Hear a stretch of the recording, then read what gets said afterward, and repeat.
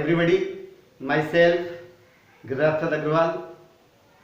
आज के वीडियो में मैं एक नया बिंदु लेकर आपके सामने उपस्थित हुआ हूं,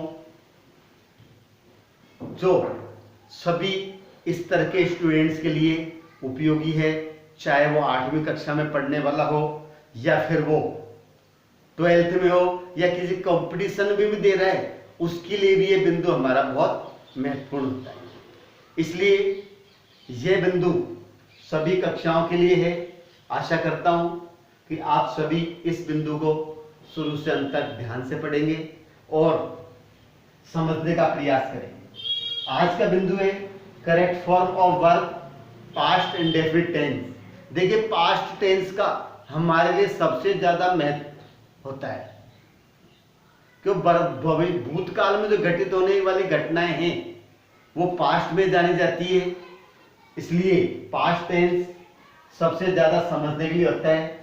देखिए, बिंदु है हमारा पास्ट इंडेफिनिट टेंस। इसका पार्ट फर्स्ट मैं पिछले वीडियो में आपको बता चुका। आज के वीडियो में मैं पार्ट 2 बताने जा रहा हूं, यानी कि पास्ट इंडेफिनिट टेंस में करेक्ट फॉर्म ऑफ वर्ब का यूज हम किस प्रकार करते हैं। उसमें पिछले वीडियो में आपको मैंने 2 यूज बताए थे।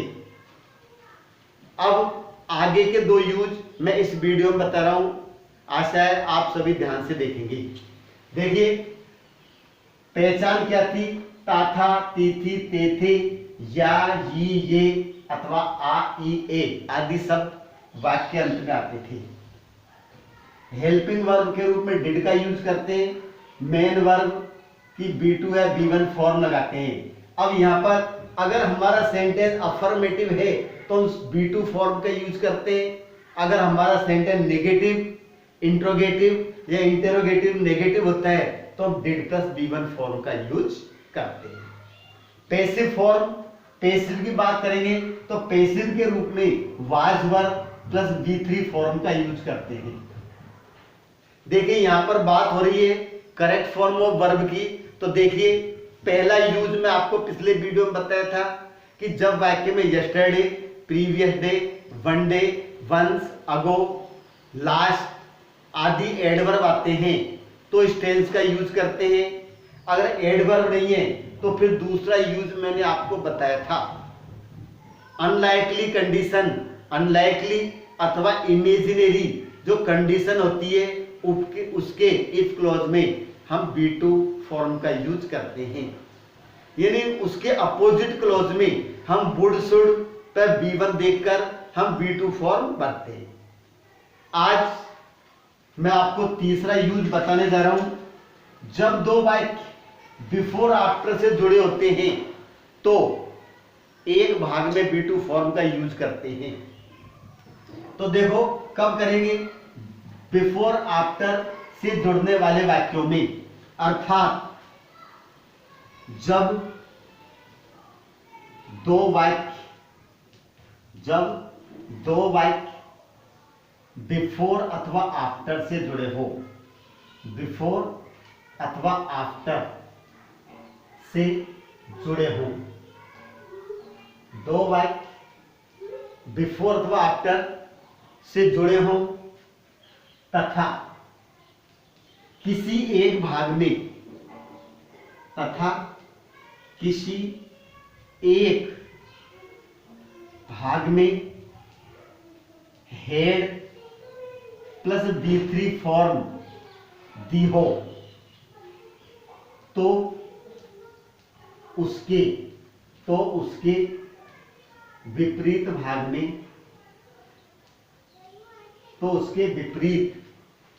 में, B2 फॉर्म का यूज करते हैं। विपरीत भाग में B2 फॉर्म का यूज करते हैं।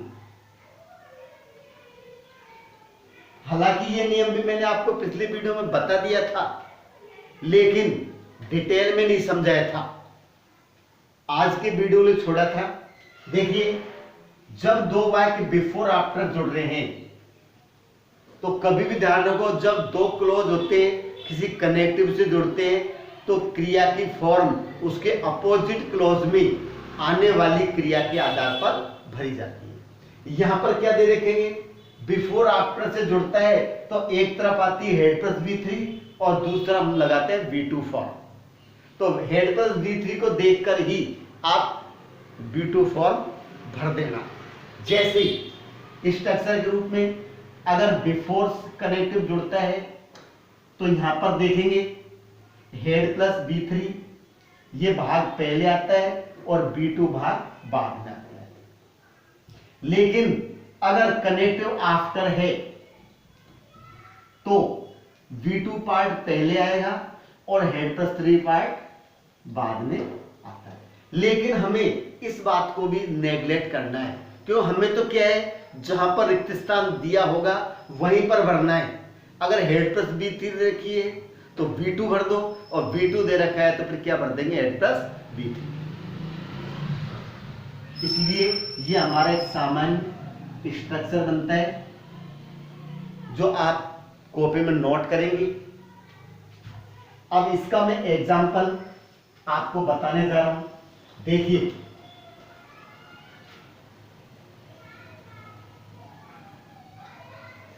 The farmer had plot, the farmer had plot field before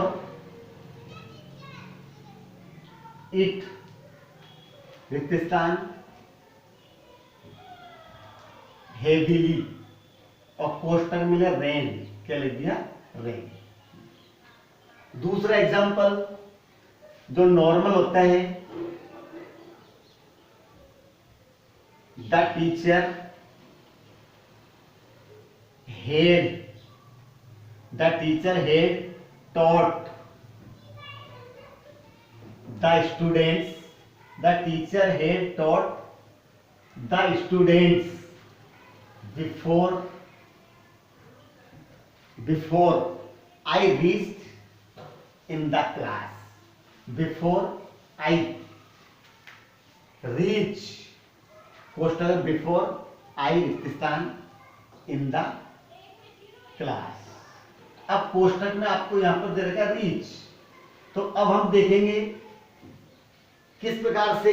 हमको ये नहीं देखना है कि कनेक्टिव क्या आ रहा है, हमको तो ये देखना है चाहे बिफोर हो या आफ्टर हो, हमको रिक्त स्थान के अपोजिट साइड में क्या दिया हुआ है। यहां पर हेड प्लस V3 दे रखा है तो हमको V2 भरना है। तो रेन की सेकंड फॉर्म क्या हो जाती है, रेन, और रीच की सेकंड फॉर्म क्या हो जाती है, रीच्ड। अगर हमारा भाई आफ्टर से जुड़ता है तब भी कोई फर्क नहीं पड़ता, क्यों, हमको एक तरफ हेड प्लस V3 देखकर ही बनना है। जैसे आई रिक्त स्थान द स्कूल, आफ्टर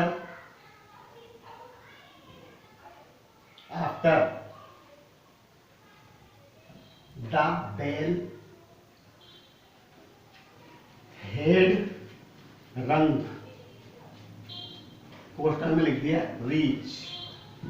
अब यहां पर देखो आफ्टर से जुड़ रहा है, लेकिन हमको क्या देखना है, वही हेड प्लस V3, इसलिए हम क्या करेंगे, यहां पर रीच का रीच भर देंगे।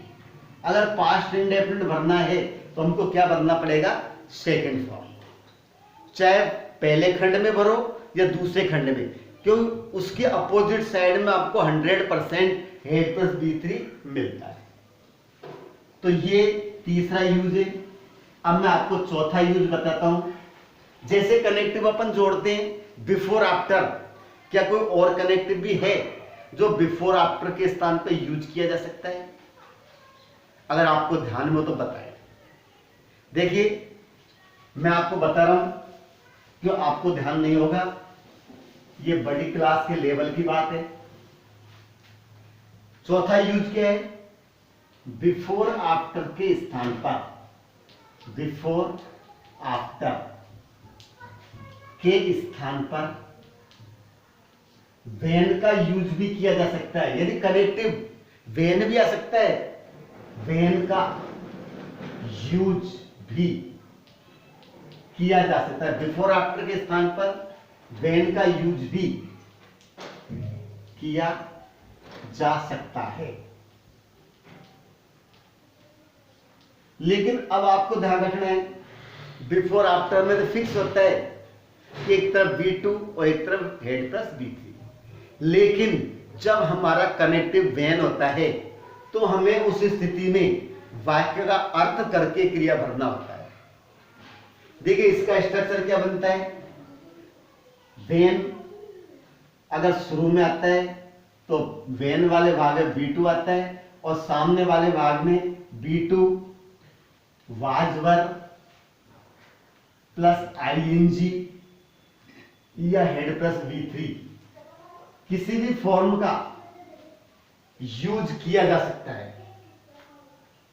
अगर वेन बीच में आता है तो बाद वाले भाग में फिक्स है B2। अब उधर वाले भाग में आपको वही B2 के साथ B2 मिल सकता है, was verb plus B1 ING form भी आ सकती है और हेड प्लस B3 फॉर्म का यूज भी हम कर सकते हैं। बिफोर आफ्टर के लिए तो फिक्स था कि बिफोर आफ्टर हमेशा वाक्य के बीच में ही आता है, लेकिन वेन जो शुरू में भी आ सकता है और दोनों वाक्यों के बीच में आ सकता है। लेकिन हमको ध्यान रखना है कि अगर वेन वाले भाग में रिक्त स्थान है तो आप बिना अर्थ किए आप सेकंड फॉर्म भर देना। लेकिन अपोजिट साइड में आता है तो हमको थोड़ा अर्थ करना पड़ेगा। हो सकता है B2 से नहीं बैठे तो वाज वर्ब प्लस आईएनजी लगाएंगे और वाज वर्ब प्लस आईएनजी से भी नहीं बैठेगा तो फिर हेड प्लस B3 लगाएंगे। यानी वेन के अपोजिट साइड में कोई सी भी क्रिया आ सकती है, इंडेफिनिट भी आ सकता है, पास्ट कंटिन्यूअस भी आ सकता है और पास्ट परफेक्ट भी आ सकता है। तीनों में से कोई सी भी आ सकती है, लेकिन हमारा वाक्य का अर्थ सही बैठना चाहिए। जैसे when I opened the door, when I open the door, I रिक्त स्थान, ए स्नेक, कोष्टक में सी, क्या लिख दिया हमने, सी। उसी प्रकार से दूसरा वाक्य वेन आई रिक्त स्थान home, my mother was cooking food. अब यहां पर देखेंगे कम, दोनों वाक्य दे रखे, when I open the door, जब मैंने दरवाजा खोला, तो आई ए स्नेक, सेकंड फॉर्म भरेंगे तो क्या आएगा, सा, अर्थ बैठेगा आई सा ए स्नेक। अगर वाज वर्ब प्लस आई भरते हैं तो क्या होता है, मैं एक सांप देख रहा था, सा लिखा तो क्या भरा आपने, मैंने सांप देखा। और हेड प्लस B3 में क्या आएगा, मैं सांप देख चुका था। अब आप बताओ सांप को देखा, देख रहा था या देख चुका था, इन तीनों में से कौन सा सही बैठेगा? मेरे हिसाब से इसमें सेकंड फॉर्म ही सही बैठेगी। तो दरवाजा खोलने से पहले कब देख रहा था, दरवाजा खोलने के पहले वो कब देख चुका? ऐसा नहीं है, दरवाजा खोलने पर सांप को उसने देखा। सेकंड, वेन आई होम, तो वेन वाले भाग में रिक्त स्थान आ गया तो हमें अर्थ करने की आवश्यकता ही नहीं है। तो वेन आई कम का सेकंड फॉर्म है केम, और पास्ट इंडेफिनिट का मतलब होता है क्रिया की सेकंड फॉर्म या डिड प्लस B1 फॉर्म। आशा करता हूं समझ में आया होगा। इसलिए ध्यान करना, वेन वाले भाग में वेन के अपोजिट साइड में क्रिया भरने के लिए हमको अर्थ करना होगा, और वेन वाले भाग में क्रिया भरने के लिए हमको अर्थ नहीं करना। यहां पर मेरा पास्ट इंडेफिनिट टेंस कंप्लीट होता है। अगर आपको ये वीडियो पसंद आए तो लाइक करना, अपने साथियों में ज़्यादा से ज़्यादा शेयर करना, और जिन्होंने चैनल को सब्सक्राइब नहीं किया है तो प्लीज़ इस चैनल को सब्सक्राइब अवश्य करें। धन्यवाद।